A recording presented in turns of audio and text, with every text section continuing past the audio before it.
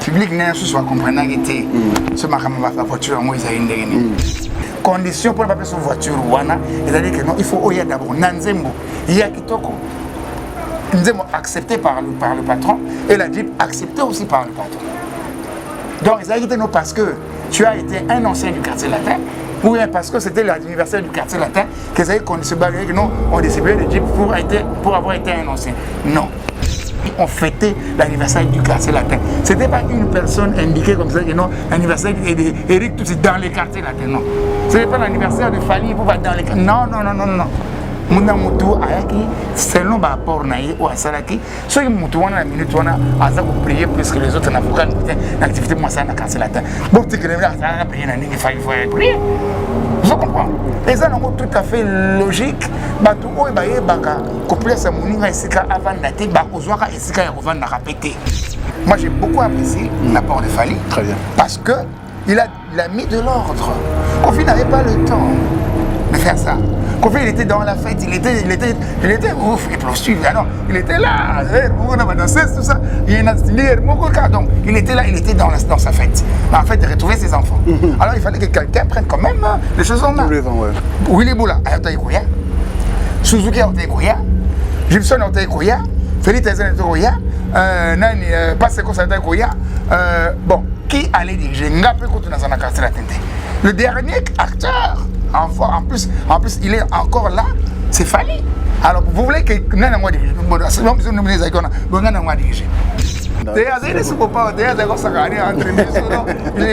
a un père qui a retrouvé ses enfants. Il était dans la joie. Bon, il avait resté en fait. Lui, il s'est contenté de fêter. Fali était là. C'est ça que je l'ai remarqué. En toi, c'est lui qui mettait un peu de l'ordre dans. Oui, il mettait de l'ordre dans. Ah, dans un motel, parce que il y a des moutouas comme le roi leader de quartier latin. Bana King, Bana Dar es Salaam, Bana Poto, Bana Mokil Mobimba, Site Ase Moko, Afrique Info avec Franck Semaï, Yandankala, Twende. Un homme d'habit en salle à recours. Recours pas nani. Ah, on a introduit le dossier. Et pas un nani. Bah, pour pas organisateur de niveau toi. Oh. Ben voilà. Est-ce qu'il y a un sens? Oui, c'est un sens. Je contestais Cindy Lecker. Oh, mais pourquoi vous nominez Ringakas? Aza honorable. Mais non, Babato va voter qui va bien Nazaï nominé. Mais votre monsieur Mouto va pas se prix na Mouto Azagi même pas nominé. Bon, vous va pas passer les prix par rapport à quoi? Ah. Par rapport à quels critères? Si vous n'avez pas de critères que nous avons qu'à vote. Pas passer les prix on a par rapport à quoi? Non. Là je conteste. Net ma camoye tu vas vote wana. C'est dans une jamais mettre mon il faut aller la dossier wana. Je suis un homme libre. Donc, d'accord. Que Bayibingaï droit na vote nanga. En plus, je regrette non seulement les $10 000, mais ce qui est encore grave, la confiance et l'amour que les gens ont témoigné en me votant. Ça c'est bafoué. À ma grande surprise, notre deuxième voix à quartier latin, on me présente Suzuki. Il dit ah bon? Non, j'ai été ébahi. Et je me suis dit, qu'est-ce qui se passe ici? C'est la preuve que j'ai légalement et normalement gagné ce vote-là. Alors, si on a ce qu'on a parmi, en tout cas, second prix, et ça va toujours bien. Si on a $10 000, on a mis balai rose, attends-moi 2000. Mais Restaurant L'Orangerie. Les restaurants L'Orangerie vous offrent un cadre idéal, surtout un service de qualité. Poulet au makala, soukanelengi. Chaque samedi, buffet congolais à partir de 12h, accompagné de la musique douce du groupe Les Professionnels. Notez bien, les enfants de moins de 10 ans payent la moitié de la tarification. Notre adresse, boulevard du 30 juin, arrêt Vodacom, en diagonale de la banque BCDC à Kinshasa, Gombe. Pour tout contact, contactez-nous au numéro plus 243 99 000 77 77 ou au plus 243 81 493 78 44. Restaurant L'Orangerie, Koudia Koussia Balala. Bienvenue à tous et surtout bon appétit. Bana King, Bana Dar es Salaam, Bana Poto, Bana Mokil Mobimba, CTS Moko, Afrique Info, avec Franck Stemai, Kiandankala, Twende. X-Bass, Marandura,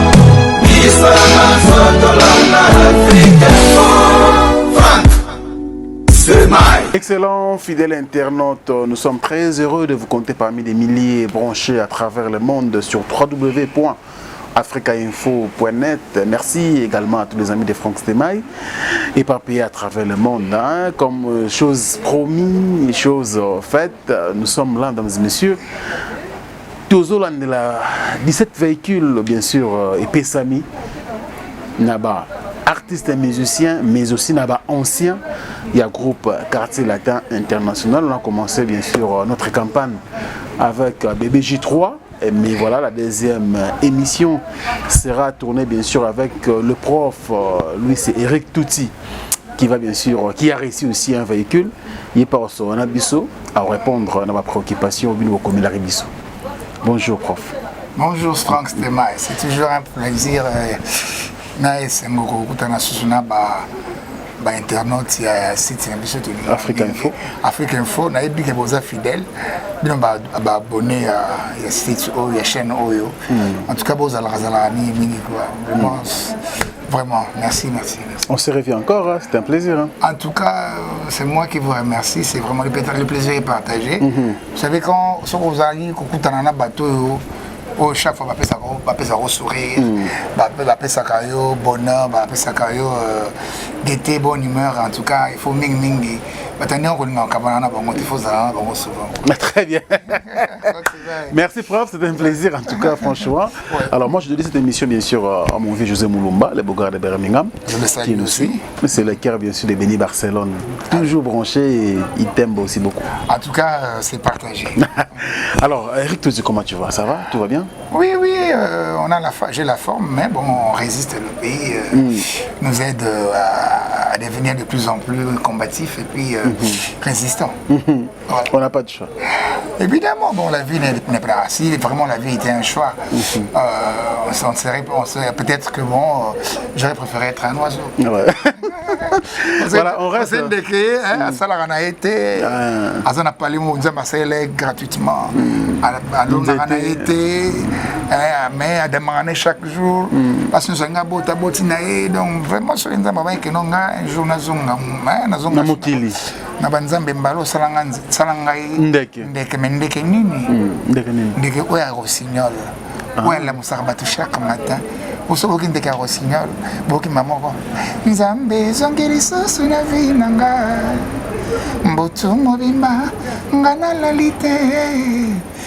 lalite mbotu mobimba ngai sema ye na miso na ngai emesana kolela na bolingo des larmes de joie d'un cœur rempli d'amour des larmes où s'adore la salle secret qu'on a pas face qu'amoureux y'a les lois et comme y'a mawa ngo Jean-Jacques Bozi et comme y'a mawa je t'en prie kanisa bolingo papa na vertine. Vous voyez déjà, ça c'est ndeke oyo agoyemba sikoyo monguma ndeke oyo na obimisa sikoyo après bébé sikoyo again bomesa na kobenga kaka Rossignol, le prof le Rossignol, mais mingi ba oransa prof alinga za ndeke po il adore la facilité hein parce que ndeke to yebi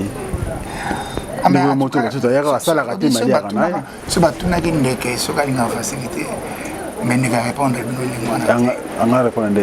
t'as la vie bandeke bamona ngapinza bamona ngani yimo ko gone bandela ndeke pusa na kape mena loso na yo dani ngo chasse c'est pas facile pour les ndeke aussi. C'est pas facile. Voilà donc bandeke pe ba vivre kapa na ngolo ya mkolo et net ngai pe kandi kona bino oyo na se vivre toujours par la grâce de Dieu au bat ba sur la grâce sur grâce Dieu notre Seigneur oyali que nous angolo na ye na makasi na ye dapesa biso bana ye autochtone marqué tout mendimela kaye ngolo pona que non makamano tozo sala et on dit sala que non lelo yo atwabi ni tout c'est yembi mingi baleki babimi pe sima mais ye mongono nini aussi là karaté et le konza mapesi et c'est vraiment aussi là nous avons ça éternel. Très bien, Eric Touti. Alors, l'actualité reste dominée, bien sûr, par le 32e anniversaire du groupe Karaté Latin International. Tu étais sur le podium à la Fikine, tout le monde a cru les gars qui wana. Mais avant d'en arriver, Tozonga, ça la récapitulation par rapport à l'émission précédente. Tout ça, toi, tu es la réserve stratégique du groupe Karaté Latin International. Bon Dieu. Donc, il y a donc Ozoanga, micro na WhatsApp. Donc capture d'écran. Capture d'écran. Donc, au capture comme le bananga émission. Ouais, ben oui, bien sûr. Toujours. Et puis le lot, ceux qui ont landé bien. Tout à l'heure, des Okembe. Comme un anniversaire Karaté Latin, il loge au Kofi Robida Salinayo et jusqu'à Pesso Voiture. Tu comprends que vous êtes une réserve stratégique à Karaté Latin? Bon, je disais que pour la zone de la Camargue, Kozana Kofi Robida, c'est d'abord l'aimer et le connaître, façon à travailler. Le quartier latin au Bazaro le Bakeo non quartier latin ils avaient soumis ça kalaté pour pas BBC musique il y a comme tendance tout ça bon vu la période na ba makamondenge ba événement sur les par rapport à 32 quartier latin de l'autre 32 ans bon, je dirais pas que ngai pe na 32 ans dans quartier latin naza une bonne partie à Newana mais en tout cas je crois que j'ai été na grands événements il y a quartier latin et dans le quartier latin pas à Kofi Olomide donc naza réserve stratégique il y a quartier latin mais il y a Kofi Olomide parce que ngai naza plus Kofi Olomide dans le quartier latin je suis le quartier latin je fais partie du quartier latin mais comment parce que tout le temps tu es parti Batoumi va redouter que vous avez la réserve stratégique quartier latin parce que non la réserve stratégique de Kofi Olomide voilà. Donc là, il y a des styles spéciaux. Na bateau nous bateau mon a tout le temps pembe na Kofi ba toujours proche naie mais yo za ya monter na yo kuto kenda na yo to bossa tout existera na musique congolaise mais à un moment donné on réapparaît et puis c'est bon mais en quoi tu es la réserve stratégique? Bon en fait quand le montant là il n'a pas autant avec ça les quartiers latins ils arrivent parce que à l'embaki je me rappelle concert mobo je crois on a place en sauté mais entre guillemets na bar na moi série wana abi à ça les quartiers latins parce que tango aluzu ba mission batu ba betela ke interprétation wana à moins que non bongo be kota ki jour wana ba kabola sikoyo na batu ba betsaki ba alwa ki wana bazo mbongo belé par rapport à yi alors que ça qui concerne yi une tazaki star souvent réfléchir abi ah mais pourquoi na ko sala pe orchestre na ngai te batu mo bazaka yanga moko ba betaka musique yanga moko so na sai ndingo na ko na mwala ebele koleka ndi bakaboli na baninga ndingo ni ya ko sala idéologie na yi ngam na zo répéter kama loba ko phénomène que asala quartier latin na idéologie wana ozomona kana même idéologie wana ndesiko quartier latin te osala à moins c'est que non on est que azwaka ba requin studio lokola ba vie Carlito ba feu de baba ba nini tout ça bazo coûter cher nani na studio ay bon azwa Suzuki 4x4 azwa Willy Boula mon ami qui est là en tout cas il passe avec na biso awa Suzuki les doyens des chanteurs il passe avec na biso awa ayo ti hosa la quartier latin na bulu wana na kati idéologie wana biso quartier latin série wana tozali batu moko oyo tozako interpréter ka banzembo ya Kofi ya kala ozomona donc pona to yemba ne Kofi Olomide il fallait to yemba lokola ba veni boma to yemba lokola ba Carlito to yemba lokola ba nani ba débat pas to interpréter exactement banzembo wana alors quand on peut interpréter banzembo wana titre comme dans na niveau que non bon à comme ça on a niveau que non a évolué dans orchestre naïe ba wenge pe yo ba na bango na titi lui c'est un homme à ça tout le monde à s'adapter donc il aime toujours être au jour à jour pardon je veux dire à jour alors ba wenge pe ba wenge makam na bango ti au moins appelle que non ah mais quand la tango pe o ngai ba mo ba petition ba ina teneki likolo pe to komi ba petition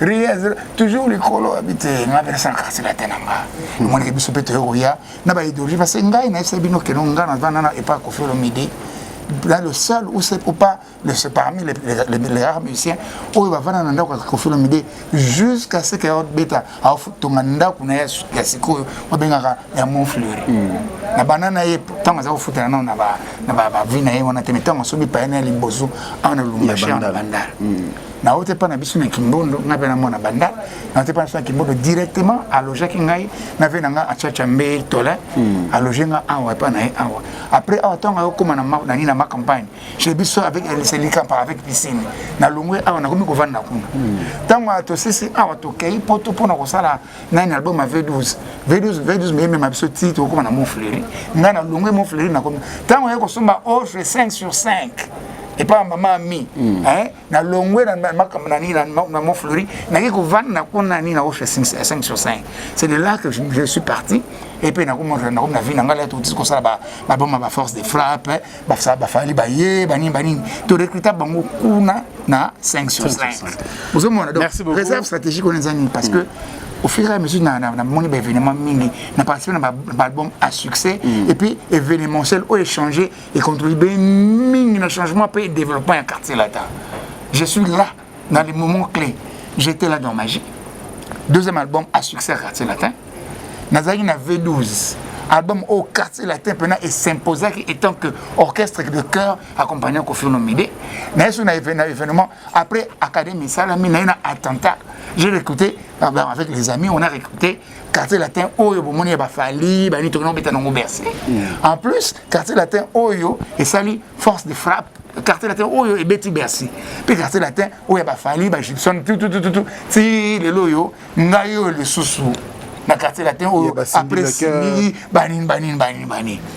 Donc je dis que je suis détenteur de l'art et de l'esprit du quartier latin na niveau de travail. Très bien, Eric Touti, professeur. Alors, Torou Melawanate. Tout le bien, déjà, on a côté, on a tout le basouté parce que dans le lobby déjà, donc, tout a contredire Ngaï, na EBT sera au travail. Alors, déroulement, il y a événement, il y a 32e anniversaire quartier latin. Ça va, tu étais satisfait? Bon, ils ont fait, ils ont fait, vous savez, ma fête, ils ont fait. Vous savez, 32 ans, la vie, il y a bateau, dans la vie et dans le travail, on a quand même fait 32 ans. Mon sous-sous, à Tokoutanaki, na 12 ans à quartier latin.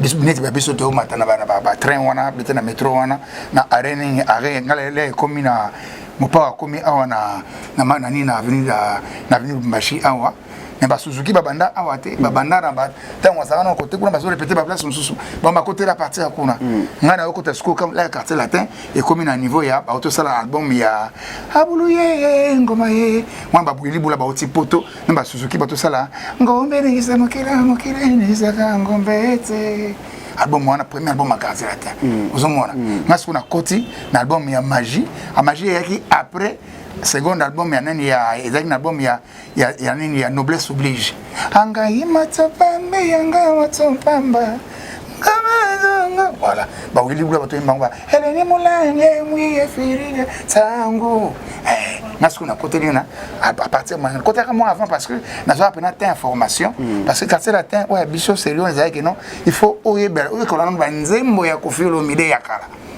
avant que nous ayons occasion ou interpréter, il faut d'abord ma casse d'interprétation. Pour si maman peut ça occasion, il peut au matin, au vocal déjà. Après, si on connaît pendant que c'est vocal dans le quartier latin, il faut comprendre non Koffi Olomide à ça la base mon ndeni ay magande il faut au kokakoye mana Koffi Olomide na cœur naïe.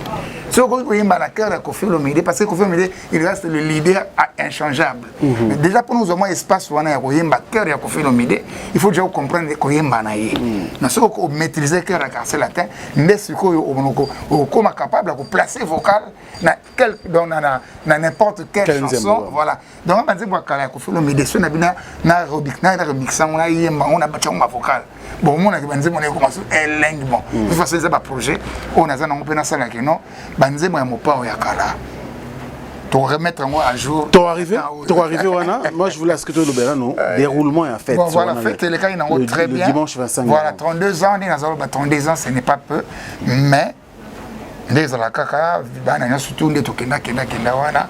En tout cas, il est bien, c'était un bon retrouvaille. Bah massa nous bazaki na ba bazalaki té, bah on peut ba s'excuser ba modo et tout ça. Mais en tout cas, on a la fête était complète. Bon est-ce que maintenant qui peut nous yemba quitter c'était pourquoi? Non, j'ai chanté parce que quartier latin où est Siko en fait, où est Siko l'actuel. Bon, on va accompagner biso ba ancien. Au moins banze makala lokola ba détresse, ça banze mission toyemba. Banze lokola ba nani banze monto ba banze un répertoire ne soit kala. Entre so tali film on a bien on a ba répertoire ne soit kala. J'étais là. J'étais là donc parce que dans le sous veste, dans le qu'on a blanc, noir, soit, ou quand il a changé avec moi, on comprend comment on a bien ça été. En tout cas, j'étais là, j'étais vraiment présent. Très bien. Voilà, j'étais là. Alors, on y a été bien pendant le déroulement a fait sur le podium, bien sûr, avec les anciens. Présence dans le pays Maroc, ça a bien. En tout cas, la présence à tout le monde, parce que déjà, c'est retrouvé comme ça, ça fait ressurgir souvenirs, il y a bien l'enfance, amitié, tout ça. En tout cas, j'étais vraiment très content de retrouver Willy Boula surtout, et puis de retrouver le prophète Mantoula. Nani, Suzuki Azoemba. Mawa. Le loyo, bon, on va interpréter mon thèse facile. Ouais, c'est vrai. Parce que Suzuki, c'est parmi les rares voix où il va interpréter un mot. En tout cas, je le jette pour remercier vraiment parce que quand il y a un Kinshasa, il y a la hypothétique. Mais Suzuki a dit que tout le monde a dit le bien à mon année en tout cas. Mais enfin, beaucoup de temps na podium. Voilà, on a rechanté ensemble. Fali, il était dans la direction, il était aussi étant comme artiste. Donc vraiment, on a vu que c'était une ambiance bon enfant. Mon père, lui, il était là. On a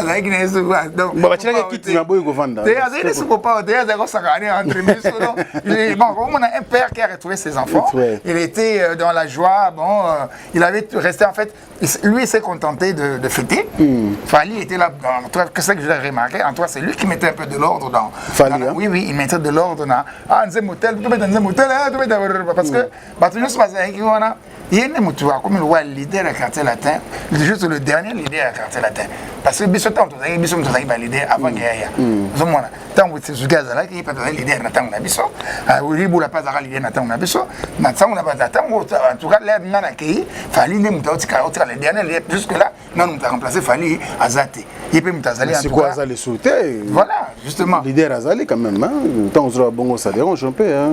En tout cas, quartier latin, on a zoroba, quartier latin, autant quartier latin, Zoyemba Penek, non, au moins, Noko va télémi penza. Vous comprenez? Bon, elle est là, Noko Bazate. Noko veut dire que, Noko Bazana Bango, mais faire former l'ango est comme un peu modéré parce que maintenant il y a Cindy qui prend plus le devant. Voilà. Donc, la formule est changée. Comment on a les Mibali commis plus backer, même vocal na bango, il y a Cindy qui prédomine un peu. Maintenant, vous avez quand même biso banoko venez tout dans la wana et ça sous ningwana té. Donc voilà, donc tant que nado dernier noko ton bazalaki, on va quatika là pour remplacer tout jusque là donc ça il fallait. Donc voilà. Na banquité même Maramu ce peut il paraît ça déranger banama ebele hein. Le quoi par exemple? Ce que tu dis maintenant là que fallait me qui mettait de l'ordre, c'est lui qui ordonnait, bah tout dans Zimbabwe et machin. Mais bah tout monsieur soit qui c'est comme si fallait devenir Kofi sur le podium. Bon non, écoutez, mais le quartier latin, Franck, pourquoi vous faites que cas de ça? Moi, par rapport au c'est tout à fait non. Écoutez, ils ont normal censé ça de tarder il faut ordre il faut quand même qu'il y ait quelqu'un qui dirige. Dans la position surtout les autres élection toujours consulter. Pourquoi nous j'étais Fali ngai peut fallait est-ce que nous que fallait malgré que nous na présenter un quartier est-ce que nous boudé ce ba qualité ya dirigeant na quartier latin azana. Pourquoi ne pas accepter? Pourquoi? Parce que Makamoto il faut ordre ça. Yo mozo ndi ba na ma ebele sur la. Pourquoi moto azali normal la vie? De loin. Franck, soyons humains et tozala bateau bazana bon sens. Ouais. Vous comprenez? Orgueil, moi je suis là pas, je suis pas là pour parler des autres. Je comprends. Mais je te dis que à mon niveau. Moi, j'ai beaucoup apprécié l'apport de Fally. Très bien. Parce que il a mis de l'ordre. Kofi n'avait pas le temps de faire ça. Kofi, il était dans la fête, il était ouf, explosif. Ah non, il était là, on a dansé, tout ça. Donc, il était là, il était dans sa fête. En fait, de retrouver ses enfants. Alors, il fallait que quelqu'un prenne quand même les choses en main. Willy Boula, Ayota Ikoya, Suzuki Ayota Ikoya, Gibson Ayota Ikoya, Félix Tezen Ayota Ikoya, Nani, Paseko Ayota Ikoya. Bon, qui allait diriger Ngapé Koutounazana Kartela Tente. Le dernier acteur, en plus, il est encore là, c'est Fally. Alors, vous voulez que Nana Mwa dirige. Non, logiquement. Parce que Yéni Moutazena Kartela Tente, le dernier chef d'orchestre, c'était lui Fally. Bon, logiquement, Nani a dirigé. Tout le monde parce que Fally, il est maintenant au top, non. Mais ça c'est logique. Aujourd'hui, hein, pour les faire des mesures. Non. Il y a fait un avis, non. Logiquement, tu calcules 1 + 1 = 2. Tout ça là-bas, tu es normal. Ouais. Logiquement, Nani, le dernier quartier latin, c'était qui? C'est Fally. Moi, je suis parti. Moi, ça fait plus ou moins 18 ans que je suis plus sur la scène du quartier latin. Bon, le dernier quartier latin, c'était qui? Gibson, mais Gibson n'était pas aussi. Le dernier chef d'orchestre à quartier latin, c'était Fally. Non, logiquement aussi. Naba ancien au ballon. Naba ancien, ça va resulter. Vous comprenez? C'était Fally. Non, Fally n'est pas donc, à tirer quoi rejetant na biso, à comment qu'on représenter biso parce que tant va Fally ba yaki ba bane ko interpréter banze bo biso to yemba. So tali ba répertoire to bete ga kala ona. To bete banze ba ni ba inshallah te. Ba banze bo Fally ba on Fally ba parce que ba bete ko mazala kité. Il y avait Suzuki, il y avait moi, to bete banze mo kala. Vous monde. Mais to zaki accompagner na ba jeune au basa micro. Biso to zaki to intervenir ka na ba vocal. Bon, parce que banana ngo abudaki pourquoi et ezalaki mazama kama musique. Et makamute que non, oh, so il va zo kabola biloko kolia moko boye, balemi fufu moko ba mususu abi que non, ba ya so lia mingo le kamuninga na attendez. Tout ça la musique on peut pour na biso de pour na public wana. Ezalaki que non to yona bolika mumbi tumamo buna. Public za hotel la biso. Ba na biso que ba c'est pour que non mais c'est na bongo kala, ba mela bon banzi on était là pour eux. Tout ce qui est entré à la libre parce que tu vas te faire voir que non, on est toujours une grande famille, on fêtait l'anniversaire du quartier latin. Ce n'était pas une personne indiquée comme ça que non, l'anniversaire d'Éric tout dans les quartiers latins, non. Ce n'est pas l'anniversaire de Fally pour pas dans les quartiers. Non. Muna mutu ayaki selon ba rapport naïe ou asalaki ceux qui mutu wana la minute wana azako briller plus que les autres na vocal l'activité moi ça na quartier latin. Bon tu que les gens a briller na ningi Fally faut briller. Vous comprenez? Et ça c'est tout à fait logique. Batu o baye baka couper sa muninga esika avant daté ba kozwaka esika ya kovanda répéter. Parce que c'est cette façon de se serrer comme ça pour que l'autre s'assied un peu. Ouais. Parce que ceux autres qui la muninga esika kovanda daté. Mais pour vendre à l'instant parce que ba no tinga yo. Accepte au moins de laisser un peu de place pour que nous équilibrer ça là. Regarde ma caméra sur toute la vie. Hein? Pousse-toi un peu pour qu'il y ait de la place pour tout le monde. N'est-ce pas? Mais pas tout va dire que non, bon, moi je suis pas là. Malheureusement dérangé au moquet. Attends, mais non, ça m'a pas dérangé. Ça m'a juste un peu. Vous avez point de vue un peu de tolérance quand même avec tout ça. Bon, en tout cas, je crois qu'il y a pas cas. Il n'y a pas cas, c'était une fête. Hein? Et ça a été concurrence à Bastar, non. Déjà, tout le monde a un caractère fête. Déjà. Bateau, il y a une fête sur l'Alexinini. En français, ça comprend comme fête. Dans le but, il y a une fête. Mais, dans le but que non, que nous revoir, qu'est-ce qu'une fête? On comprend que non. Voilà. Eric, tous les profs à Tindibino, nous vérifier dans le dictionnaire Nabino. La définition d'une fête, la fête. C'est quoi sa définition? C'est pas moi, c'est Eric Tutsi. Alors, Eric Tutsi, en tout cas, beaucoup de gens étaient surpris. Hein? Il y a Eric Tutsi parmi les mérité voiture. Et toi, tu savais au moins que tant que tu as fait tu as bon. Tu avais soufflé déjà à l'oreille? Non. Public n'est pas sûr comprendre que ce macabre va faire voiture moi ils ont Kofi Olomide, le patron du quartier latin, mon vieux, ou pas au Mokonzi, Songambeli, veut dire que les géniteurs quoi. Alors bah ils ont bien, oui. quartier latin bato balobi ke non quartier latin soki ndenge ezoli non mbalo ayokeli bato na ye ayi ke non azopesa so bana mibali chance basala susu album mosusu bayemba mais na kati ya album wana bato baza na bamise oyo baza permanent na quartier latin baya na banzembo na baoyo mpe baza na libanda ya quartier latin oyo baza mpe na banzembo na bango baya na yango alasaki appel wana à tout le monde nga nayokaki appel wana comme les autres aussi eleka na batv nayebi koyebi neti bango voilà c'était assez médiatisé mpona ke banyonso bayeba bakartier bamisa quartier latin oyo baza actuellement c'était d'office ke bazalaki na droit ya kosala nini kopesa nzembo parce que baza na kati ya quartier latin baoyo babimaki donc il faut baya na nzembo mais condition c'était la condition pour donner à poser à tout le monde il faut mutu oyo so na bandima nzembo na yo mutu oyo koyembela nzembo apesa voiture équivalent à Jeep, soit l'équivalent en valeur monétaire, hein, voilà, ou bien au yéna Jeep donc étant que véhicule. Ouais. Alors, batu oyo surtout bayaki nango. En plus, nandenge ba critère yemo ko filomé étant que concepteur de l'idée, à mon avis que non, bat bayina ba voiture, bayina ba véhicule, bayepe na banzembo. Yemo atali que non, banzembo ngupé aponi bena banzembo nzembo eza kitoko véhicule nango yango nzembo eza kitoko banzembo eza kitala ebele bato ebele bayaki na banzembo me nzembo ngo suko ye nango mpenake no nzembo bani mama noko alobaki tutuna tata mwasi bon sikoyo bajipe yango voiture no mpe baye nango ondire voilà donc condition ezalaki wana quand même voiture ngo mpe ezala présentable nzembo ngo mpe ezala na niveau ke no bareprésente bamélomane mpe bamélomane mpe basepeli alors bato baregrita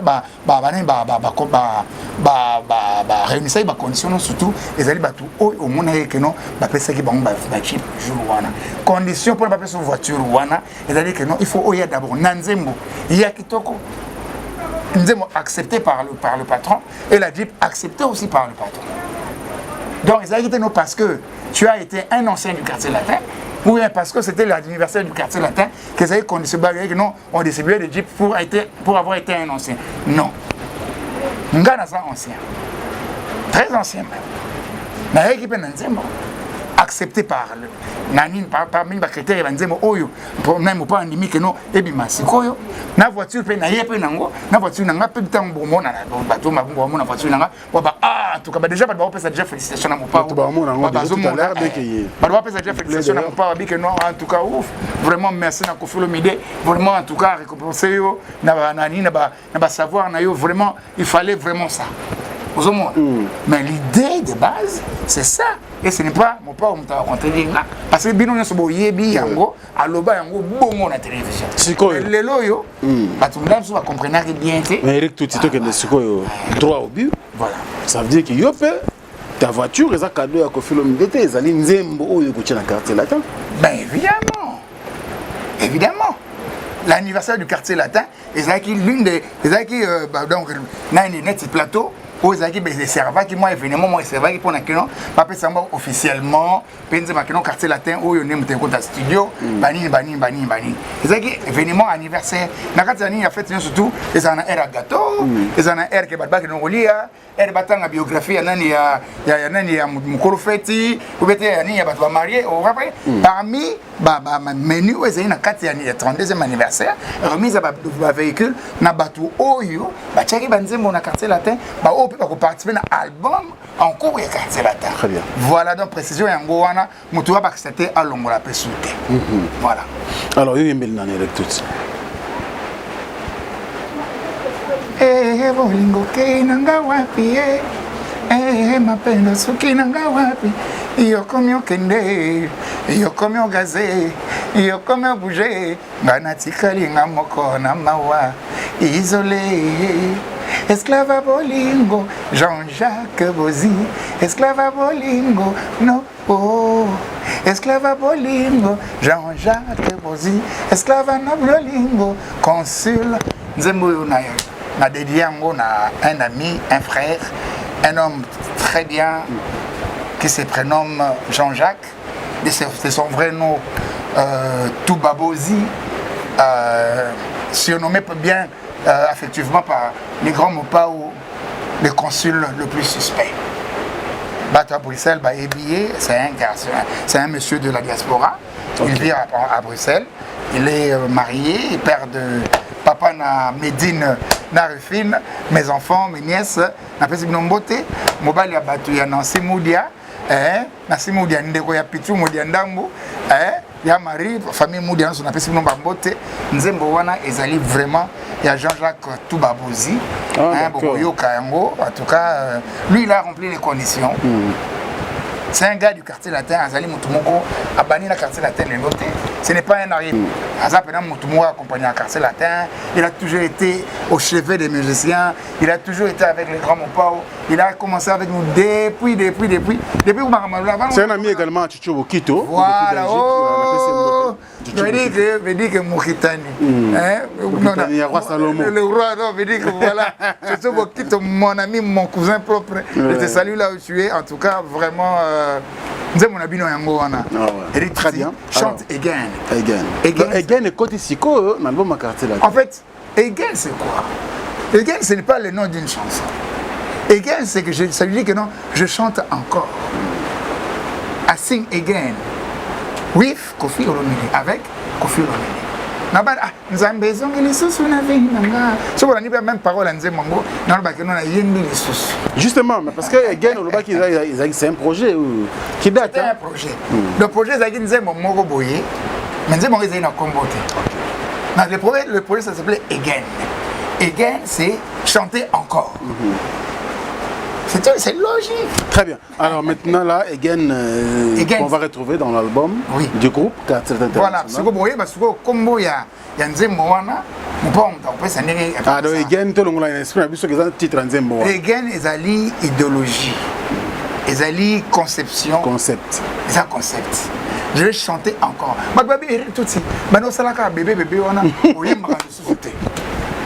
Au sein de la raison d'Anzembo, il a dit OK, I can sing again. Très bien. Alors merci beaucoup Eric, c'était un plaisir de t'avoir. Donc pensons également à le Kito Black Dedon. Nous c'est notre sponsor. Merci pour le soutien frérot. Merci également à Mercico, la première dame de Lausanne, le cœur de notre vieux Gobéliche en forme forme. Pareil en Ridge, Andy Louawa, un enfant pas comme les autres. Merci à mon vieux Undi Moucheni. Le seul, unique, le vrai code. Merci pour le soutien. Pourquoi pas Gauthier Mascotte, les boss idéal. Alain Dinamolo, mon surprise très très agréable. Bogart Tina Poche depuis la Belgique. Pourquoi pas aussi, bien sûr, à celui qu'on appelle José Moulumba, les Bogart de Birmingham. Merci également à notre maman Béni Barcelone. Je n'oublierai pas aussi mon vieux Timbo Nakati à Suisse, Mavou Bavou Benz, Abili Merda. Merci pour tout. Franck, également. Again. Encore. Nalansa batukala. Nalansa ka bakoko buduka na. Ngana banza kimbolingo yesalo ezalaka. En fait, ngana yelansa batu, ngana yembaka. Yembaka batu. Na yembaka batu. Ko lancer na tikela on kamo pa. Again, na oyemba batu kaka na oyemba na ba vocal. Na oyemba neti mi français aussi au côté. Vous comprenez? Donc, na oyemba bato bali oyemba lokola ba Doudou Cap na oyemba Doudou Cap la parisienne na oyemba lokola maître Mopatibi Mobali Marie Claire Kenge na oyemba lokola Angelo Central mon ami ne t'inquiète pas malgré que tu es Angelo Central Douksa donc ba obali ki nona saila bango ba vocal nakata nzembo oyo tozo yemba na grand mupa nzembo ya bato ya Jean-Jacques Bozi yena oyemba ekane na pesa na oyemba ba obani ba ndasa la bango vocal bato lokola maître Mopatibi bato lokola bon na ko kana ngoboka bato kaka nde basa le confiance bato basa la confiance mais donne un numéro de contact avant bato lokola Ida Singa la grande sœur la grande dame bato nyonso oyo ba votaki na Quartier Latin, meilleure voix. Je vous dis merci. Meilleure voix de Miss Cindy Lecker, adjoint Suzuki Luzubu. Fallait pour l'artiste le plus populaire du Quartier Latin. Il va voter le vote. Bon, Sotali n'a pas nominé. Vous allez quand même nominer. Mais. Vous allez voter.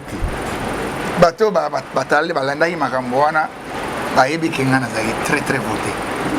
Vous avez très voté. Mais, Baébi au Bafoua. Bon, on est à. Détourner. Victoire. On est à dossier, Moussou Franck, Tozon, Moussou. Et tout le monde, Balamoro, quand même, Tozon, Awa. On dit, Nakati à Maramutu. Si on comprend bien, Eric, tu te regrettes. Parce que ma meilleure voix est Quartier Latin. En fait, je sais que je chante bien. Il fallait quand même la meilleure voix du Quartier Latin. Non, tu vas voter qui, tu vas voter qui pensa. Tu vas voter qui pensa. Je remercie tu vas voter qui malgré. Bon, soit. Tu vas voter qui je dis merci à Aïda Singa, la dame de fer. Je dis merci à Jean-Jacques Bozy. Je dis merci à toute l'équipe, de point ou de loin. Oyo, vous soutenez Kingaï pendant ce moment-là. Il y a vote. En tout cas, ce n'est pas encore fini. Comme lui-même, il a dit, on va voir. On va voir. On verra vraiment quoi, on va voir. Mais faut que Cécilie, on va voir quoi? Non, vous savez. Bateau va gagner, si va gagner. Yo, si on perdre, on va voir encore quoi? Vous savez, Franck, et quoi encore? Franck Stemai, vote à mon thème. Il y a un vote qui va se faire le débat aussi, c'est ça qui a déposé. Franck Stemai, du Cap, Azaliwana, la parisienne. Baza pena moninga nae Léonie Amba moi na Bruxelles na bo sanité kala mingi te représenter bino mutoyo azolande la siko ba droit na ngai parce que neti makambo wana ya tela ba on nze mona yo ko fali ngabo ite neti makambo ete ba vote wana na sina zu ja mettre moko o il faut lande la dossier wana il faut lande la dossier wana château colo donc Maître Paul Junga, en tout cas, je te salue. Je dis encore bonjour à mon ami Antoine Manguetouka. Je dis encore bonjour à Bozaï Belé, Bébé Nangaï Babengié, Barbara Nadine, la seule et l'unique, Barbara Nadine, à suivre dans mon émission Oyo. Soulever question mark moko toujours dans la épisode de Moussou Franck. Mais le temps voilà justement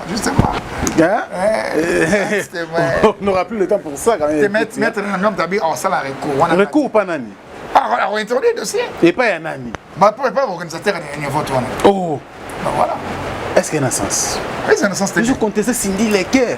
Mais pourquoi vous nominez Kingakas? Aza honorable. Mais non, Babato va voter qui va bien nominé. Mais votre monsieur Mouto va passer prix na Mouto azagi même pas nominé. Bon, va passer les prix par rapport à quoi? Par rapport à quels critères? Si vous avez des critères que nous avons vote. Va passer les prix on a par rapport à quoi? Non. Là je conteste. Donc moi je dis que tout n'est même pas mon FC Mabéric. J'accepte que tu contestes. Mais il faut poser la question aux organisateurs de vote. D'accord. Donc, il y a un bateau qui protéger un droit et tant que moto. Parce que, et tout ce n'est pas peu de choses. Et tout c'est un artiste, un nom. Mais c'est pas, tu as perdu, c'est pas grave. Écoute, non. Et de toute façon, vote en base de la façon. Tu regardes le 10 000 $, qu'on a donné au gars. Donc tu banalises 10 000 $. C'est ça que tu regrettes. Parce que évidemment, 10 000 $, c'est beaucoup d'argent. C'est ça que tu regrettes. En plus, je regrette non seulement les 10 000 $, mais ce qui est encore grave, la confiance et l'amour que les gens ont témoigné en me votant. Ça, c'est bafoué. L'amour, là, de l'étang que les gens ont vu à Qui t'a dit que c'est toi qui avais remporté ces prix? Nazali n'a pas copié, encore. Ah, il est Internet. Capture. Bon, on a tiré le 20. Et c'est là qu'il est quand le 24. Le 26. Non, le 24. Le 24. 24, on a minuit. Ouais. ndenge vote eza osalama tina minuit nazala ba capture nango laksa bon pour la prochaine émission siko na otala ba lem vote ngo ba ezali en direct nazoma makambo je suis un homme libre donc d'après lakisa ngo que ba yibingai droit nanga na vote nanga par Cindy Lecker non na kati ya nini wabo bato batala ki bato ba votaki ba monaki évidemment nga nazana problème Cindy Lecker bato oyo ba votaki ba monaki ba votaki Cindy Lecker plus que moi mais en tout cas deuxième prix wana deuxième place il y a meilleur voix quartier latin et ça qui ça me revenu parce que nga na Cindy tozana écart il y a 10% non 8% na ba vote mais à ma grande surprise notre deuxième voix à quartier latin, on me présente Suzuki. Il dit, ah bon? Non, j'ai été ébahi. Et je me suis dit, ben, qu'est-ce qui se passe ici? J'ai demandé à mon pao, il m'a dit, Eric, tu as le droit de contester. Je l'accorde. Mais la question là, ce n'est pas à moi de la poser. Pose ça à ceux qui ont fait et proclamé les votes. Notamment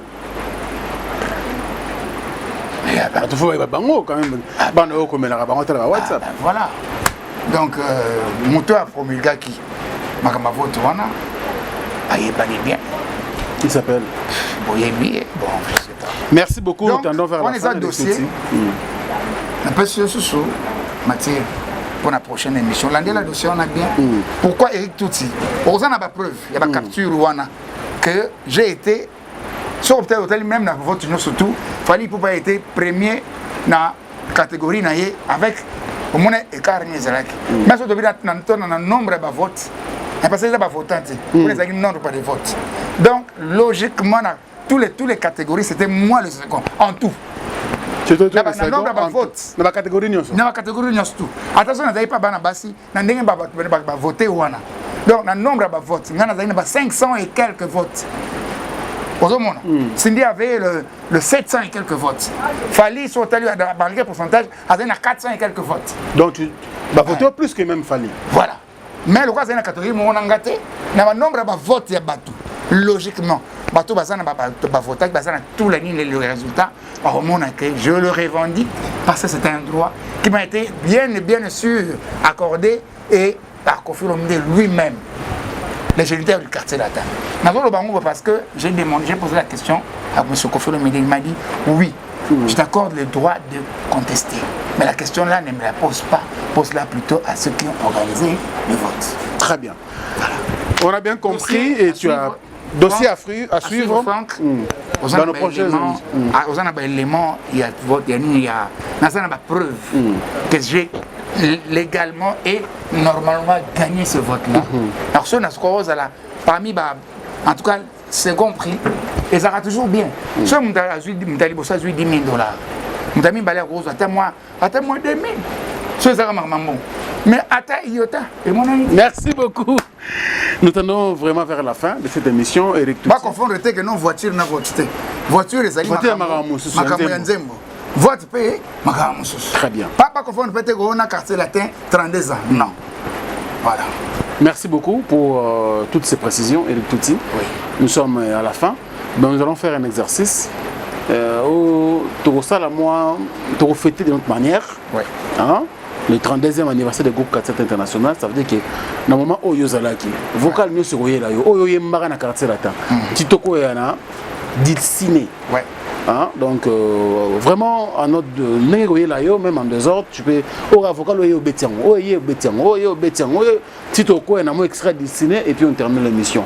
Moi je veux désannoncer l'émission. Non, je reste là. On peut le faire déjà avant de les annoncer. Non, mais...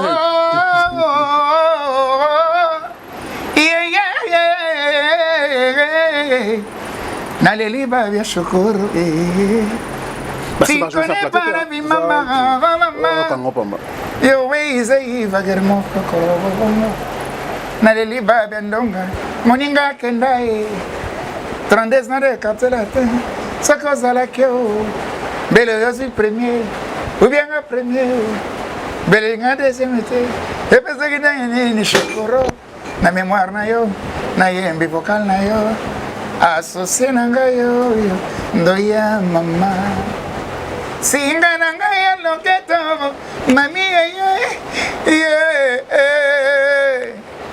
yolobaki na ngai okozonga okengre libela mie nalala te nazela yo okozonga duduka pe mbutu nyonso nga nalali te seli kolo na yo maître masikini ye yo moko oyebi ndenge tosololaki amigo tieni tabwanda moninga na ngai amigo tieni tabwanda na leli Avogada tellement belé non tellement naza plus na makambo o ya again comment kota. Attends qu'il y a un extrait dessiné pour te finir maman. Bébé wanga wa motima ye paseleki na bungi zelanga nzote kimanga inya sanga ye nakoma denge nakoma bwenge stema ya maya bosa kitisa motema alaka ya vote baba appelez-moi vocal oya zena rappelez zela vocal ya attentat vocal mo attentat ndini zokima vocal na ya attentat na nzembo ya nini ya memanga na makolo na yo vocal wana ya danger bercer nga lokola bercy talanga na miso mpongi pona kokati ko vivre sans yo kape dudu pona kokati ko vivre sans yo retrouvez-nous chaque vendredi ou chaque samedi sur Batetela, croisement Batetela en série à la boutique Doudou Cap la parisienne. Bon mon a forme ndenge bon mon asima awa. Bon mon a Eric Tutsi mon kwazali wana. Merci. Azako beta. Donc voilà, appelez-moi, écrivez-moi sur mon WhatsApp plus 243, il y a Willy Mocheni, code éternel, il y a RDC. Veut dire que plus 243 82 36 86 199. Doudou Cap, Lek ya bateau, il y a Léon Capitaine, Niès ya bateau, il y a Cœur de Lion. Allez, bye bye. Alors, bye merci bye, beaucoup. bye. Nous également, nous remercions ces cadres, ces beaux cadres qui nous ont reçus aujourd'hui. Prochainement, on va présenter nous danseuse. Ah, d'accord. Trois danseuses, moi, Attends. Tu as fait tomber le micro qui bouge un peu trop là, Eric. Non, c'est l'ambiance de c'est l'ambiance de l'émission. Attention, bouge un peu comme ça. Moninga ya Léonie Amba, la bruxelloise. Pour moi, c'est bon, on a passé la forme, mais Léonie Amba vraiment attendu ça. Merci beaucoup également. Nous remercions le Doudou Cap qui nous a reçu ici, la parisienne. Merci également à l'équipe technique et rédactionnelle Chaton Kolo Andy. Merci pour ces belles images. Merci également à Osé Ngalina. Merci pour Osé Ngalina. Merci également à tout le monde. Vous avez suivi bien sûr cette émission. Nous recevions pour vous Eric Tutsi. Quoi l'Obiawa, ça lui engage. Et puis Naïbi Kaloubi Mabete. Azo revendiquer le droit naïe. On avance. Donc, on a représenté le droit de cœur. De cœur. Le droit de cœur, c'est-à-dire bateau va s'exprimer de cœur. Donc, il y a des gens qui non, moi les alliés expression il y a mon thème à bateau. Bah oui qu'on peut ça monter que non, alors bah non on a ligne moteur. Mais na droit on a pas moteur, il y a mon thème à moteur. Puis mais là on a habité sur le bon. Merci beaucoup. On a droit à moteur à bien. Et ça on a pas bien en mode démocratie toi bien. Merci beaucoup. Mais il faut que on va suivre quoi. Pas de répondre à Bandako. Merci beaucoup. Droit de cœur de voter dans le cœur hein ça le dit. Hein on va quoi et ça une expression démocratie. Vous mettez pas le Kérango bateau, le Kérango comme on a. Abonnez-vous bien sûr sur la page Facebook Africa Info. Africa Info. Voilà, donc ça nous fera du bien. D'ici là, portez-vous bien, à très bientôt. Au revoir. Allez, bye bye. Au revoir. Dossier à suivre. Dossier à suivre, voilà. Restaurant L'Orangerie. Les restaurants L'Orangerie vous offrent un cadre idéal, surtout un service de qualité. Poulet au makala, soukanelengi. Chaque samedi, buffet congolais à partir de 12h, accompagné de la musique douce du groupe Les Professionnels. Notez bien, les enfants de moins de 10 ans payent la moitié de la tarification. Notre adresse, boulevard du 30 juin, arrêt Vodacom en diagonale de la banque BCDC à Kinshasa Gombe. Pour tout contact, contactez-nous au numéro plus 243 99 000 77 77 ou au plus 243 81 493 78 44. Restaurant l'Orangerie, Koudia Koussia Balala. Bienvenue à tous et surtout bon appétit. Bana King, Bana Dar es Salaam, Bana Poto, Bana Mokil Mobimba, CTF Moko, Afrique Info avec Franck Stemai, Kiandankala, Twende. X-Pass,